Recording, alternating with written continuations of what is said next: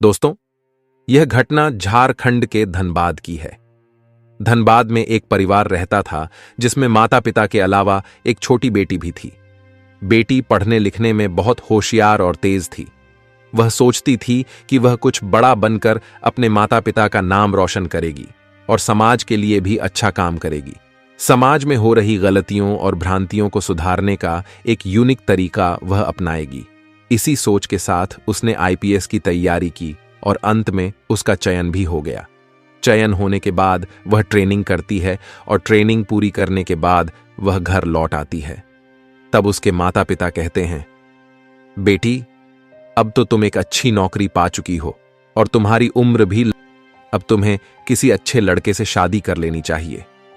इस पर लड़की कहती है, पिताजी, शादी तो हमें करनी है, इसमें कोई शक नहीं है, लेकिन अभी मेरा जो लक्ष्य है वह मुझे पूरा करना है। मैं अभी समाज को देखना चाहती हूं, समाज कैसा है। अभी तक तो मैंने समाज को कभी देखा ही नहीं है। मैं सिर्फ एक कमरे में बैठकर पढ़ाई करती रही हूं और ज्ञान अर्जित किया है। लेकिन पिताजी, समाज में किस तरह के लोग रहते हैं, किस तरह की घटनाएं घटित होती हैं और हमें कैसे उनका सामना करना है, यह सब देखना चाहती हूं। 4-5 साल तक मुझे सिर्फ यह अनुभव करना है, उसके बाद ही शादी करूंगी। पिताजी, आप और मां मुझे समझा रहे हैं, लेकिन मैं अपने फैसले पर अडिग हूं। पिताजी ने आखिरकार कहा, बेटी, अब तुम समझदार हो गई हो, अपने फैसले खुद लो और अपना ध्यान रखना। यह सुनकर अनीता ने जवाब दिया, पिताजी, आप चिंता न करें, मैं अपना ख्याल रखूंगी। इसके बाद अनीता अपनी ड्यूटी के लिए रवाना हो गई। धनबाद में उसकी पहली पोस्टिंग थी, लेकिन ड्यूटी पर जाने के बजाय उसने अपने निजी ड्राइवर से कहा, मुझे किसी सुनसान जगह पर छोड़ दो। ड्राइवर पहले तो थोड़ा झिझका, लेकिन उसने आदेश का पालन किया। वह अनीता को शहर की एक सुनसान जगह पर छोड़ आया। वहां पहुंचकर अनीता ने कहा, अब ध्यान से सुनो, मैं यहां से अकेले जाऊंगी और किसी को मेरे बारे में कुछ मत बताना। अगर तुमने किसी को बताया तो समझ लो तुम्हारी नौकरी गई। ड्राइवर डर के मारे बोला, मैडम, आप निश्चिंत रहें, मैं किसी को कुछ नहीं बताऊंगा। इसके बाद अनीता ने अपने कपड़े और लुक बदला। उसने खुद को एक भिखारिन की तरह तैयार किया। सादे फटे पुराने कपड़े पहनकर मैली कुचैली हालत में वह बाजार की ओर चल दी। थोड़ी देर बाद वह थाने के पास पहुंची। वहां उसने थाने के आसपास चक्कर लगाना शुरू किया। पुलिस स्टेशन के पास खड़े कुछ कांस्टेबल उसे देखकर चौंके और बोले, अरे, यहां क्या कर रही है? कहीं और जाकर मांग, यहां मत परेशान कर। अनीता ने शांत स्वर में जवाब दिया, आप अपना काम करिए, मैं किसी को परेशान नहीं कर रही हूं। यह कहकर वह थाने के आसपास टहलने लगी, जैसे वह कुछ खास तलाश रही हो। अनीता, जो भिखारिन के रूप में थाने के आसपास घूम रही थी, हर चीज पर बारीकी से नजर रखे हुए थी। लगभग 20 से 30 मिनट के बाद अचानक थाने के बाहर भीड़ जुटने लगी। भीड़ के बीच अनीता ने एक कांस्टेबल से पूछा, साहब, यहां इतनी भीड़ क्यों लगी है? कांस्टेबल ने लापरवाही से जवाब दिया, एक लड़की का मामला आया है, रेप हुआ है उसका, परिवार शिकायत लेकर आया है, लेकिन जिसने यह किया है वह एक अमीर व्यापारी का बेटा है। मामला थोड़ा पेचीदा है। यह सुनकर अनीता के कान खड़े हो गए। उसने देखा कि भीड़ में लड़की का परिवार रो रहा था और वहीं आरोपी के प्रभावशाली परिवार के लोग अपनी शक्ति का प्रदर्शन कर रहे थे। अनीता ने पुलिस वालों की नजर से बचते हुए थाने के अंदर घुसने की कोशिश की। जैसे ही वह अंदर पहुंची, वहां मौजूद अधिकारी चौंक गए।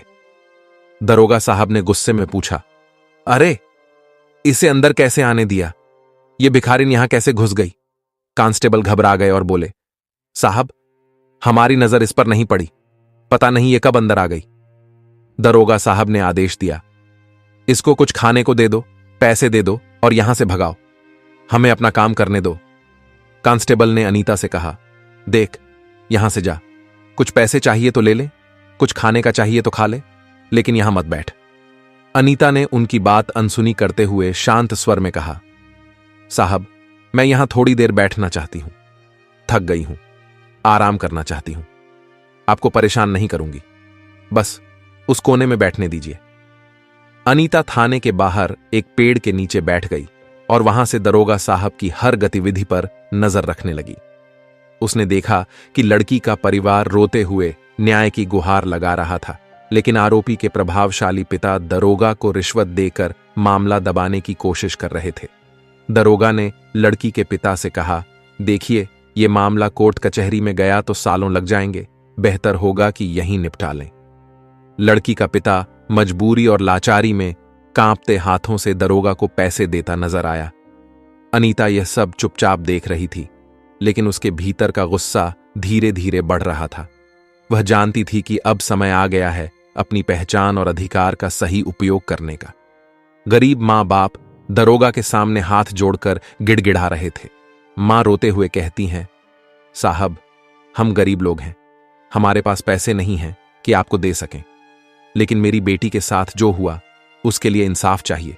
आपसे बस यही निवेदन है, कृपया हमें न्याय दिला दीजिए। दरोगा ने उनकी बातों को अनसुना करते हुए एक ठंडी नजर डाली। उसने कहा, देखो, कानून सबके लिए बराबर है, लेकिन यहां काम आसानी से नहीं चलता। तुमसे जो बन पड़े वो करो, वरना वापस जाओ। उधर अमीर पक्ष के लोग, जो पहले से ही दरोगा को मोटी रकम दे चुके थे, मुस्कुराते हुए खड़े थे। उनके पैसे से दरोगा का रवैया पूरी तरह बदल चुका था।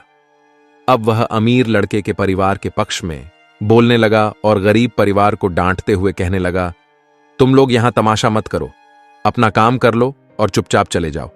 कोर्ट में जाना है तो जाओ, लेकिन यहां हंगामा मत करो। गरीब पिता, जो अंदर से टूट चुका था, कहता है, साहब, हमारी बेटी के साथ अन्याय हुआ है। आपसे इंसाफ की उम्मीद लेकर आए थे, लेकिन आप हमें ही डांट रहे हैं। क्या गरीबों को न्याय मिलना इतना मुश्किल है? इस बीच भिखारिन के वेश में बैठी आईपीएस अधिकारी अनीता यह सब कुछ चुपचाप देख रही थी। लेकिन दोस्तों, उसने देखा कि दरोगा किस तरह अमीरों के पैसे के लालच में आकर गरीब परिवार को प्रताड़ित कर रहा है। उसकी आंखों में गुस्से की आग जलने लगी, लेकिन वह अब भी चुप थी। दरोगा गरीब परिवार से कहता है, तुम लोग घर जाओ, मैं तुम्हारे केस को देख लूंगा, गहराई से जांच करूंगा और जल्द से जल्द रिपोर्ट तैयार कर कार्रवाई करूंगा। गरीब पिता भावुक होकर कहता है, साहब, हम आपके भरोसे हैं, हमें सिर्फ अपनी बेटी के लिए न्याय चाहिए और कुछ नहीं। दरोगा बड़ी सहजता से जवाब देता है, ठीक है, तुम चिंता मत करो, मैं सब संभाल लूंगा। लेकिन जैसे ही गरीब परिवार थाने से बाहर निकलता है, दरोगा अमीर व्यापारी से पैसे लेता है और उसके पक्ष में कार्यवाही करने की योजना बनाने लगता है। थाने के बाहर गरीब परिवार को बैठी हुई भिखारिन रूपी अनीता रोक लेती है।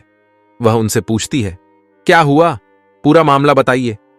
गरीब पिता थोड़ा चिढ़ते हुए कहता है, हम जो भी सह रहे हैं वह हमारा निजी मामला है, तुम्हें इससे क्या मतलब, अपना काम करो।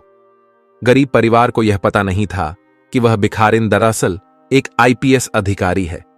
न ही थाने में मौजूद किसी पुलिसकर्मी को इस बात का अंदाजा था कि अनीता, जो वहां भिखारिन के रूप में बैठी थी, दरअसल इस थाने में नई नियुक्त हुई अधिकारी है। अनीता ने फिर पूछा, आप मुझे सब कुछ बताइए, मैं आपकी मदद करना चाहती हूं। आखिर आपकी बेटी के साथ क्या हुआ? गरीब परिवार हिचकिचाते हुए बताने लगा, लेकिन जैसे ही उन्होंने देखा कि यह भिखारिन बेहद साफ सुथरा खड़ी हिंदी में बात कर रही है और कभी कभी अंग्रेजी में भी बात कर रही है, वे सब हैरान रह गए। थाने के कुछ पुलिसकर्मी भी यह सब देख रहे थे और भौचक्के रह गए। कांस्टेबल अनीता के पास आकर बोले, तुम कौन हो, हमें सच सच बताओ। अनीता ने यह सुनते ही अपना गेटअप हटा दिया। जैसे ही उसने अपने असली रूप में कदम रखा, सभी कर्मचारी हड़बड़ा गए। दरोगा को फटकारते हुए उसने कहा, तुमने गरीब परिवार के साथ बहुत अन्याय किया है। मैंने अपनी आंखों से तुम्हारी सारी करतूतें देखी हैं। अब तुम्हारे खिलाफ सख्त कार्रवाई होगी। थाने के सभी पुलिसकर्मी सन्न रह गए। दरोगा घबराकर माफी मांगने लगा, लेकिन अनीता ने उसे सख्त लहजे में चेतावनी दी कि अब वह गरीब परिवार को न्याय दिलाकर ही रहेगी। अनीता की सख्ती देखकर सभी पुलिसकर्मी उसे सलाम ठोकने लगे। अंत में अनीता ने गरीब परिवार को इंसाफ दिलाया और थाने के कर्मचारियों को उनकी लापरवाही और भ्रष्टाचार के लिए सजा दी। अनीता, जो अब अपने असली रूप में आ चुकी थी, थाने के पूरे स्टाफ को लाइन हाजिर करने का आदेश दिया। उसने दरोगा और सभी कांस्टेबलों को एक एक कर तलब किया और उनके कर्तव्यों में की गई लापरवाही और भ्रष्टाचार के लिए सख्त फटकार लगाई।